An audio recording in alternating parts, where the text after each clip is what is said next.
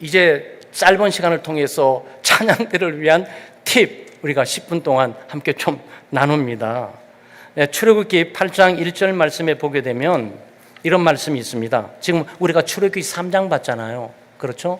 출애굽기 8장 1절을 보시게 되면 여호와께서 모세에게 이르시되 너는 바로에게 가서 그에게 이르기를 여호와의 말씀에 내 백성을 보내라 그들이 나를 섬길 것이니라 그랬어요.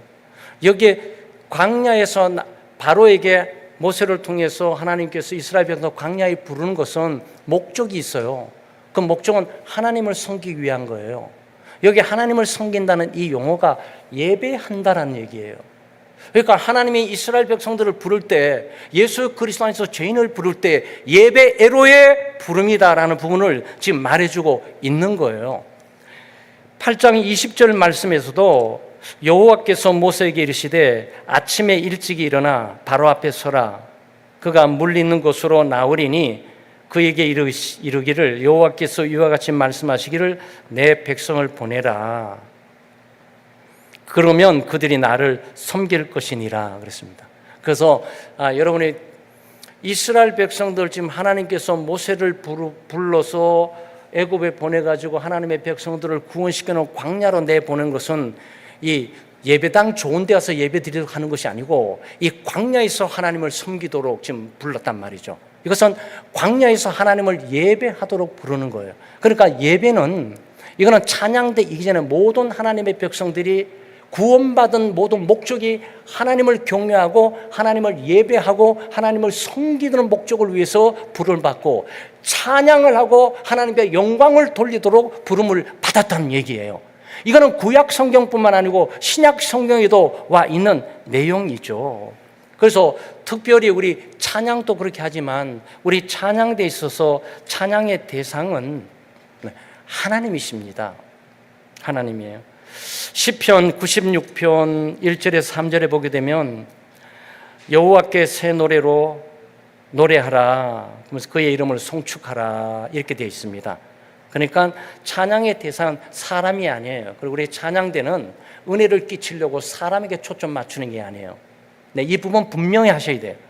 물론 하나님께 찬양을 받을 질문은 오직 하나님 때문에 하나님을 향해 찬양하게 될 때 성령께서 하나님께 나가는 찬양을 통해서 옆에 있는 수많은 사람들의 파편처럼 은혜를 베풀어 주시는 거죠.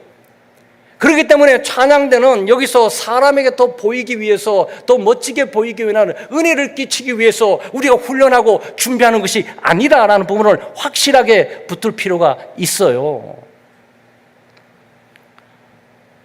새 노래는 새로운 곡조라기보다는 새로운 마음으로 늘 구원의 은혜의 새로운 마음으로 하나님을 찬양하는 거죠. 그래서 찬양은 우리 회중들에게 평가받기 위해서 하는 것이 아니고 하나님을 위해서 구원의 은혜를 찬양하고 영광 돌리기 위해서 우리가 찬양을 하는 거죠. 그래서 이런 의미의 이 찬양은 신앙 고백이 되는 거죠.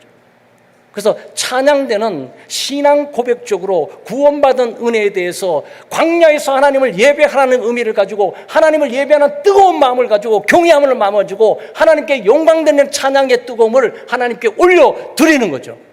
네, 이게 찬양대예요. 그러니까 찬양대는 사람들을 의식해야 될 하등의 이유가 전혀 없어요.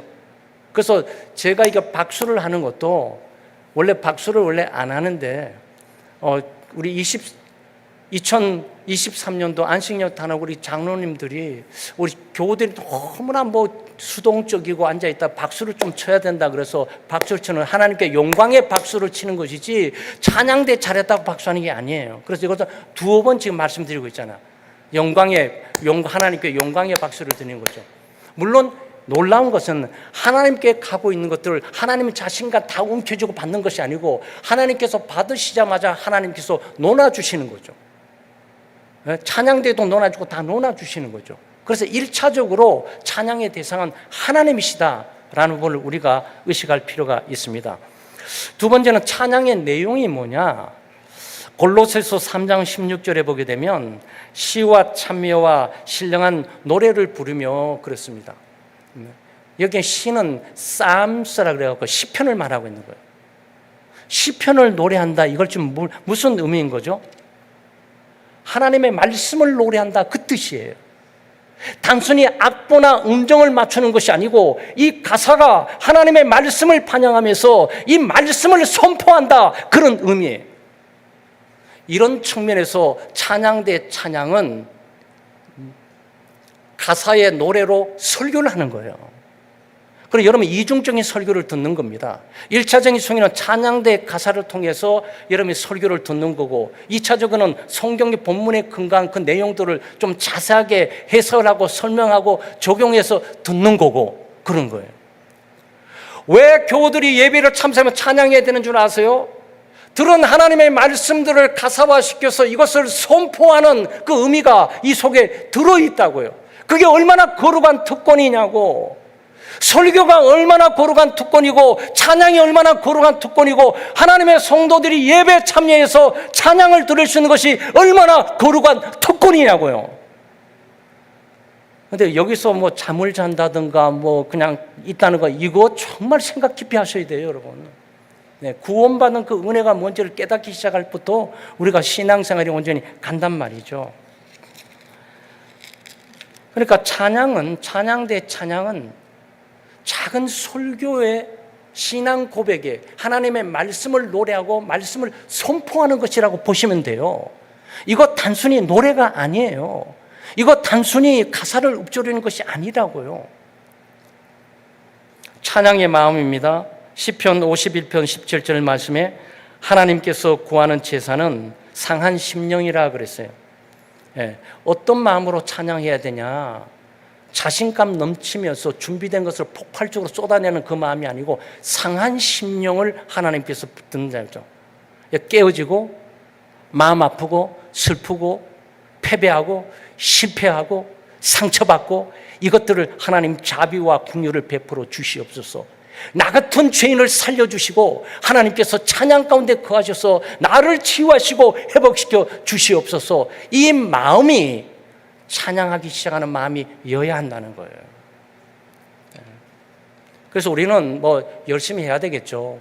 완벽한 소리도 중요하고 완벽한 하모니도 중요하지만 찬양되는 각 개개인이 정말로 하나님과 관계에 있어서 깨어지고 부셔지고 상처받은 그 상한 심령의 아픔을 가지고 주여 나를 살려주시고 나를 구원해 주시고 나를 회복시켜 주시옵소서라고 뜨거운 마음이 이 속에 들어있나? 라는 이 부분들은 우리가 점검해 봐야 될 부분들이죠. 부족함을 인정하는 찬양은 하나님께서 결코 멸시하지를 않습니다. 찬양에 또 질서가 있지 않습니까? 고린도전서 14장 40절에 보면 모든 것을 품위 있고 질서 있게 하라 그랬습니다. 이게 찬양대에 적용되는 거죠. 그 여러 가지 순서와 질서는 예배를 방해하지 않습니다. 네. 예배의 자유로움이라 그래가지고 마음대로 막 하는 것이, 그것이 뭐 성령 안에서 예배를 보는데, 성령 안에서 예배는 질서를 절대로 무시하지를 않아요. 그래서 예배 순서대로 우리가 가고 있지 않습니까? 근데 찬양대에 떠오게 될 때 찬양대도 질서가 있지 않겠어요? 지휘자의 지휘에 따라서 정확하게 같이 따라가야 된단 말이죠. 소프라노, 엘토, 테너, 베이스, 반주에 비해서 이 지휘자에 대해 정확하게 똑같이 가야 되고, 같은 음정의 소리를 똑같이 가야 되고, 같은 박자로 똑같이 가야 되고, 그 질서예요. 이 중에 누구 하나 트기 위해서 소리를 올리게 되면 그건 다 깨져버린단 말이죠. 그건 질서가 깨졌다는 의미예요. 그래서 찬양대가 특별히 예배에서 굉장히 중요한 비중을 차지하고 있는 것이 바로 이 예배 질서를 우리가 여기서도 경험하지만 이것을 보면서 우리가 정말로 질서 정연하게 진행되는 걸 본단 말이죠. 여러분, 그래서 이거는 2013년도 안식년 다녀오면서 없었는데, 그전에는 제가 앞에 사회자 들어오고 제가 들어오고 기도 당번이 들어오고 그다음에 뒤에 안내위원이 들어오고 찬양대원이 들어오고 아니면 찬양대원이 들어오고 안내원이 들어와서 와서 쫙 앉았던 거예요. 그래서 성도들이 그 질서를 쫙 보고 있는 거예요, 현장에서. 물론 예배 전에 다 앉아있다고 해서 문제되는 것은 없어요. 꼭 그걸 말씀드리려고 하는 게 아니에요. 그래서 일단 여기 딱 앉으면 움직이지 말아야 된다고. 그렇잖아요. 일단 이 자리를 딱 앉는 순간 이거는 예배 인도자이기 때문에 여기는 움직이면 안 되는 거예요. 그런데 말이죠, 이런 뭐 비판하기 위해서 말하는 게 아니에요. 안타까워서 얘기하는데, 왜냐하면 찬양대가 아니고 예배자라고 얘기하잖아요. 제가 예배자로 규정을 하는 거예요. 이거는 일반 성도뿐만 아니고 찬양을 하는 이 찬양대원 또 예배자들이란 말이죠. 예배 경건함과 거룩함, 질서, 정연함이 여기서 보여야 되잖아요. 그냥 왔다 갔다 하고, 아니 앉았는데 왜 자리에 일어나냐고. 그렇지 않습니까? 여러분 의심할 수 없어요. 여러분 일반 사회 음악회 가보세요. 음악회 왔는데 딱 앉아갖고 딱 질서 딱 있지. 갑자기 화장실 간다고 어림도 없어요. 그거. 회중들이 앉아있고 회중 앞에 하나님 앞에 해야 되는 일들, 이것은 더 엄격하죠. 아니 사전에 화장실 다 보고 사전에 물 다 먹고 들어오면 되지. 그 엄청난 많은 시간을 지금까지 안 하고 있다가 왜 갑자기 앉았다가 일어나서 나가냐 말이죠. 제가 이거 한 번도 지적 안 했어요. 그렇지만 저는 예배학을 가르치는 사람으로서 절대 있을 수 없다고 생각하는 중에 한 사람이에요. 우리 이수호 주의자가 너무 기뻐할지 모르겠지만 시원하게 말을 해줘야 되잖아. 그리고 심지어 물 먹는 것도 말이죠. 조심해야 돼요. 기도하고 있을 때 물 잠깐 먹어야지. 그냥 예배 드리는데 혼자 뭐 쭉쭉 빨고 있으면 그 지금 뭐 하는 거예요 지금. 물론 목마른데 마시지 말라고. 여러분 아시지만 이거 정말 목이 마르고 김 간사가 저에게 제발 좀 물 좀 먹고 하라 그러는데 아직도 제가 제 자신에게 용납이 안 돼서 제가 물을 안 먹어요. 그래서 아마 물도 주는 분들이 목사님도 물도 움직이는데, 근데 어떨 때는 정말로 목이 말라서 이게 혀가 이렇게 안 떨어질 때가 있을 때 그때는 할 수 없이 이렇게 한단 말이죠. 물론 여러분 우리가 용납할 수 있어요. 뭐 설교하다 보다 목이 마르니까 하는데, 그럼 제가 늘 이루고 있다고 계속 한다고 생각해 보세요. 여러분 그 집중력 흐트러지겠습니까? 안 흐트러지겠습니까? 집중력 흐트러져요 그거. 또 오해하지 마시고, 또 우리 찬양대 전부 그렇게 막 하고 있는, 그렇지 않아요. 찬양대 질서정리 잘하고 있는데 간혹 한두 분들이 계속 왔다 갔다 그리고 또 늦게 오시고 이렇게 하는 분도 굉장히 주의하셔야 되고, 늦게 오시게 되면 다 기도하는 시간에 딱 왔다 앉아 있어야지, 절대 회중이 앉아 있는 데서 찬양대가 들어오는 것은 있어서는 안 돼요. 아니, 오늘 세미나 이후에는 절대 한번 생각 깊이 하셔야 됩니다. 네, 정말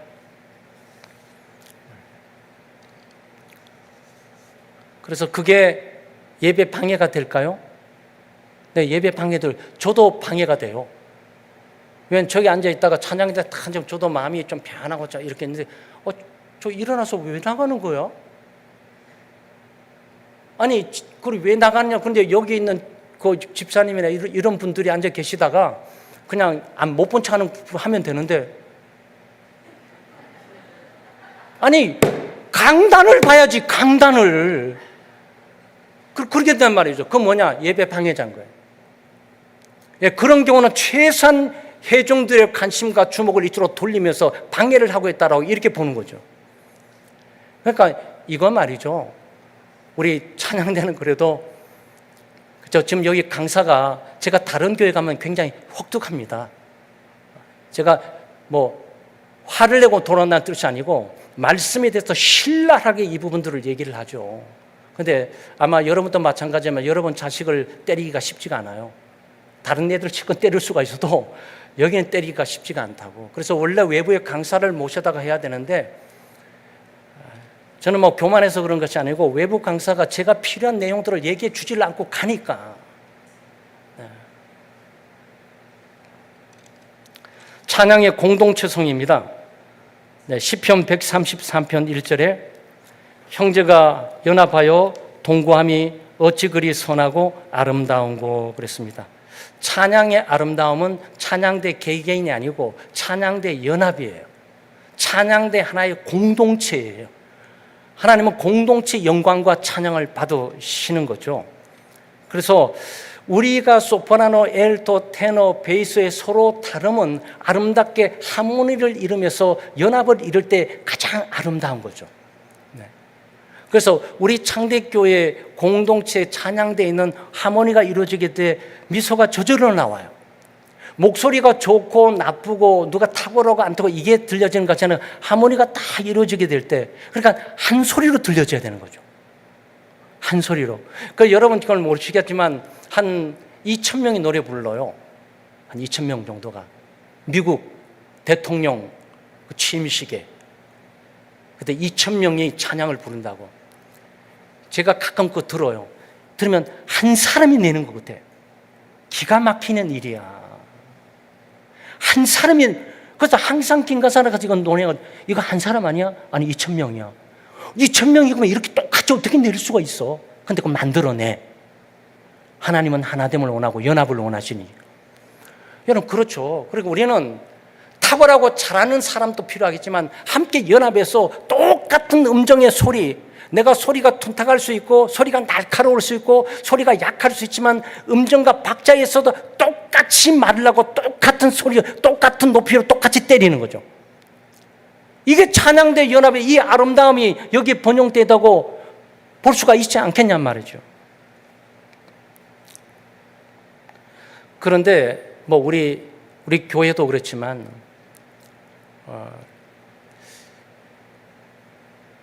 제가 신학교 있을 때 늘 우리 김간사랑 같이 동기 아니겠습니까? 늘 그 얘기를 합니다. 신학교에 극동방송에서 늘 취재하러 와요.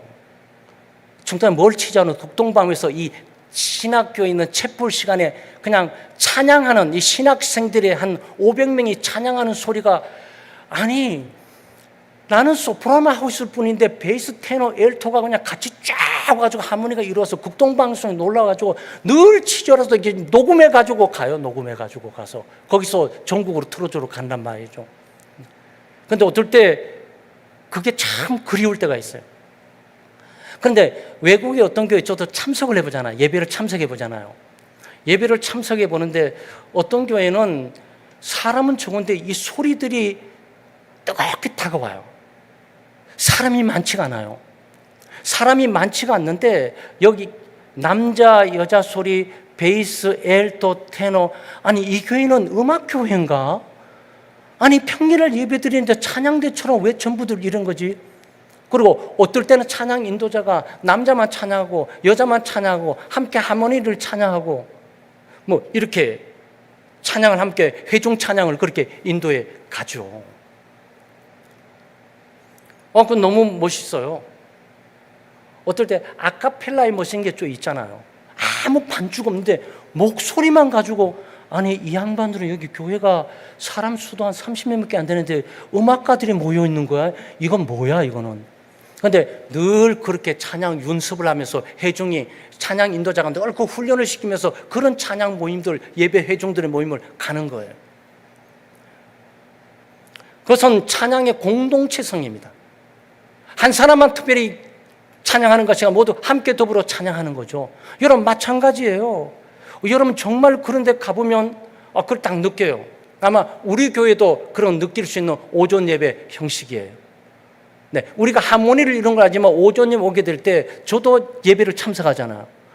찬양이 상당히 열린 마음으로 뜨겁게 하고 있고 참여하고 있다라는 부분이 느껴진다고요. 그것은 깨어있다, 기도하고 있다, 믿음대로 살아가고 있다라는 그런 메시지를 주고 있기 때문에 목사로서는 안정감도 갖게 될 뿐만 아니고 감사함이 있어요. 우리 교우들이 살아있구나. 우리 집사님이 힘들고 바쁘고 어려운 상황 가운데 그래도 예배 이 시간은 그래도 하나님을 향한 찬양의 소리를 내시는구나라는 부분들을 보게 되죠. 그래서 그 부분에 대해서 제가 한마디도 안 하잖아요. 늘 감사하니까. 안 그랬으면 김 목사가 찬양할 때 좀 찬양 좀 합시다라고 말 안 했겠습니까? 근데 그렇게 여러분도 들리실지 모르지만 아마 저도 그렇게 많이 들려집니다. 찬양의 삶입니다. 로마서 12장 1절 말씀에 너희 몸을 하나님이 기뻐하시는 산 제물로 드리라 그랬습니다. 너희 몸을 하나님이 기뻐하시는 산 제물로 드리라 그랬습니다. 이거는 예배가 삶으로 이어져야 될 것을 말하는 거예요.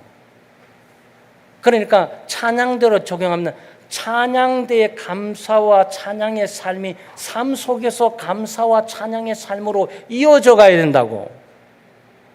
찬양대가 1시간 전에 와서 찬양 연습하면서 그걸로 발표해내는 것이 아니에요. 찬양은 발표가 아니라고요. 찬양은 예배예요. 그러니까 이 예배는 삶이 뒤따르지 않는 예배라면 그 예배가 살아있는 예배가 될 수가 있겠습니까?